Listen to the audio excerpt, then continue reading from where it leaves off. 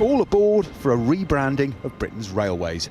After 25 years of privatisation, the government wants to simplify a system that's given passengers too many tickets, not enough trains, and no one apparently willing to take responsibility when they're late. The job of making Britain's historic network fit for the future will fall to a new body with a new name, albeit one with a familiar ring. Quite simply, putting the passenger first, getting those trains to run on time, and having one national brand for our railways, which will be Great British Railways, which will be collecting the fares, running the services, and making sure they work for the public.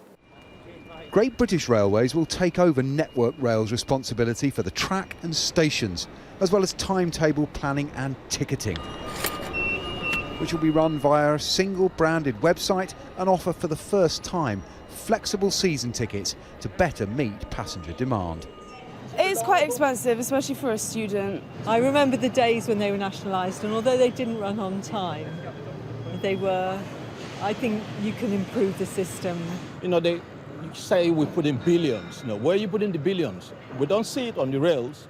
I think passengers will see this as a good step towards a more joined up, more efficient and a more coherent railway. Joining up the train, the track, the money and the planning in one place seems like a good step. This is not nationalisation. The trains will still be run by private companies under new service agreements after COVID-19 effectively brought the franchise system to an abrupt end. Passenger numbers are down at around 30% of pre-pandemic levels, and the government's had to put in £12 billion just to keep services like this one running. Perhaps the most pressing question for the railway isn't how it's organised, but when and if commuters return. The industry gave the plans a cautious welcome. The problem with franchising is that it was very restrictive. It was one size fits all. And so we welcome the fact that in this white paper there is talk about not replacing it with another one size fits all, but having different contracts in different areas. Of course, we have to look at the detail, but that we think will deliver a better outcome for passengers. Not everyone will be on board. The government wants to change working conditions, which may mean a fight with unions.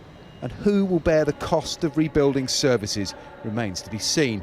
But ultimately, passengers will decide if Great British Railways lives up to its name.